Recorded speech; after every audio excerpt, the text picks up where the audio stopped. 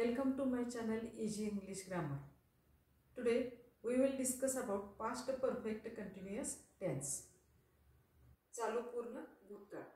Past perfect continuous tense describes an action that was ongoing in the past and continued up until another point.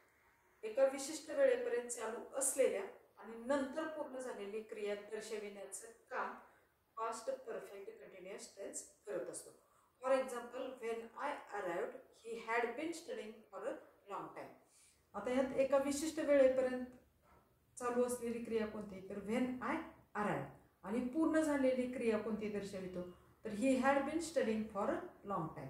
तो खूप वेळ अभ्यास करत होता.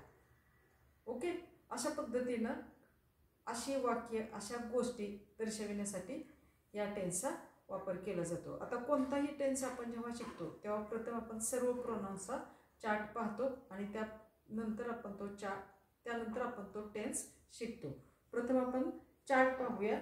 बघा, पास्ट परफेक्ट कंटिन्युअस टेन्सचा हा चार्ट आहे. Singular number, plural number. First person singular number I, plural number we, मी, आम्ही. Second person singular number you, plural number you, तू, तुम्ही. इंग्लिशमध्ये दोन्हीही एकवचन आणि एकवचनला तू, तुम्हीला यू वापरतात. Third person he, she, it, he पुरुषवाचक.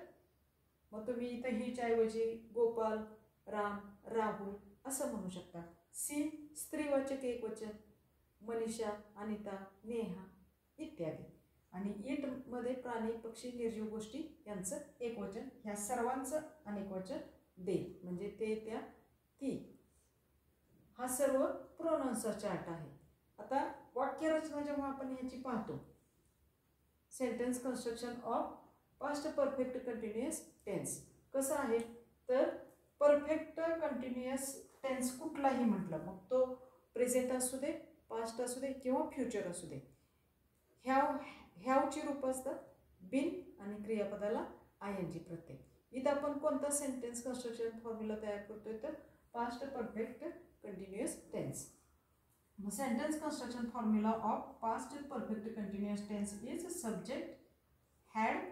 आता हॅड का वापरली इथं, तर आपण पास्ट परफेक्ट कंटिन्युअस टेन्स करतोय. जेव्हा आपण प्रेझेंट परफेक्ट कंटिन्युअस केला तेव्हा त्यात हॅव आणि हॅज वापरलं होतं. आता आपण भूतकाळ करतोय म्हणजे हॅवचं भूतकाळी रूप इथं हॅड. त्यानंतर बिन, वर्ब कसं आहे बघा, वर्ब कसं आहे, तर विथ आय एन जी आणि ऑब्जेक्ट. आता 12 काळापैकी तुम्ही कुठलाही काळ बघा, सब्जेक्ट आणि ऑब्जेक्ट त्यात बदलत नाहीत. मग बदल कशात होतो, तर टू बीच्या रूपात होतो, हेल्पिंग वर्बमध्ये होतो, हॅवच्या रूपात होतो, पण सब्जेक्ट आणि ऑब्जेक्ट कधीही बदलत नाही. वाक्याचं मिनिंग बघा, ह्या I had been feeling well before the test. आता एक विशिष्ट वेळ कोणती, तर टेस्ट ही विशिष्ट वेळ आहे.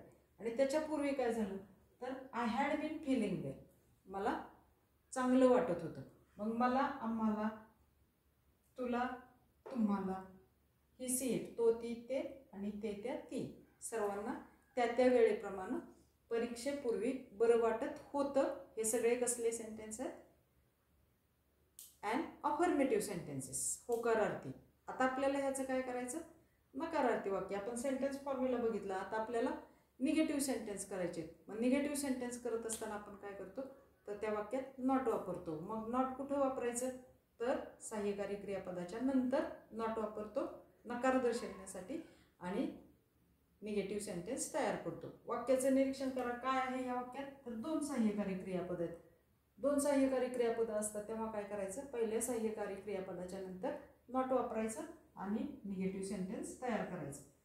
कंप्लीट ऑपोजिट मिनिंग होतं बघा वाक्याचं. वाक्य कसं होणार मग, I had not been feeling well before the test, we had not feeling well before the test, you had not been feeling well before the test, you had not been feeling before the test, he, she, it had not been feeling well before the test, they had not been feeling well before the test. परीक्षेपूर्वी बरं वाटत नव्हतं. Complete opposite meaning झालं. काय केलं आपण, negative sentence तयार केले. हे वाचताना वेगळ्या पद्धतीनं पण तुम्ही वाचू शकता. ह्याचा शॉर्ट फॉर्म किंवा कॉन्ट्रॅक्टेड फॉर्म वापरू. हॅड नॉटचा शॉर्ट फॉर्म काय होतो तर हॅडंट. मग असं वाक्य वाचायचं. I hadn't been feeling well before the test. We hadn't been feeling well before the test. You hadn't. You hadn't. He, she, it hadn't. And they hadn't. असं वाक्य वाचलं तरी सुद्धा तुमचं वाक्य, वाचलं किंवा लिहिलं तरी सुद्धा ते वाक्य बरोबर आहे. निगेटिव्ह वाक्य शिकल्यानंतर आपण प्रत्येक काळ शिकल्यानंतर त्यातल्या वर्बल क्वेश्चन्स किंवा इंट्रोगेटिव्ह सेंटेन्स कसे तयार करायचे हे पण आपण शिकत असतो. मग आता पास्ट परफेक्ट कंटिन्युअस टेन्स आपल्याला काय करायचं तर वर्बल क्वेश्चन तयार करायचे. वर्बल क्वेश्चन तयार करत असताना आपण कसे करतो तर just write the first helping verb at the beginning of the sentence. Your verbal question is ready. काय केलं फक्त हे पहिलं जे सहाय्यकारी क्रियापद आहे ते फक्त वाक्याच्या ॲट द बिगिनिंग म्हणजे पुढे घेतलं. Your verbal question is ready now.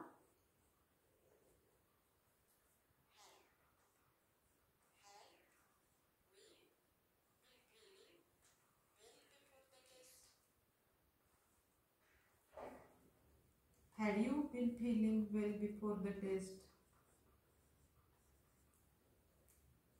Had you feeling well before the test? Had he, she, it been feeling well before the test? Question mark at last. Had they been feeling well before the test? काय केलं सर्व वाक्यांचा आपण verbal question केला की ज्याचं उत्तर yes किंवा नो मध्ये. किती सोपं आहे बघा. आता पास्ट परफेक्ट कंटिन्युअस टेन्स म्हटलं की कोणत्या गोष्टी लक्षात ठेवायच्या तर सेंटेन्स कन्स्ट्रक्शन फॉर्म्युला ह्या जो भूतकाळी रूप had been क्रियापदाला ING Pratyaya first आणि most important thing. Second thing जेव्हा आपण निगेटिव्ह सेंटेन्स करतो तेव्हा जस्ट पहिलं जे वाक्यातलं सहाय्यकारी क्रियापद आहे हॅड त्याच्यानंतर नॉट वापरलं की आपलं निगेटिव्ह सेंटेन्स तयार होतं. तिसरी महत्त्वाची गोष्ट जेव्हा आपण व्हर्बल क्वेश्चन तयार करतो तेव्हा त्या अफर्मेटिव्ह सेंटेन्समधलं पहिलं जे सहाय्यकारी क्रियापद आहे हॅड ते जस्ट वाक्याच्या सुरुवातीला घ्यायचं, शेवटी क्वेश्चन मार्क द्यायचा, तुमचा व्हर्बल क्वेश्चन तयार. समजलं? जर तुम्हाला हे लेक्चर आवडलं असेल तर आपल्या चॅनलला लाईक शेअर आणि सबस्क्राईब करा. ओके.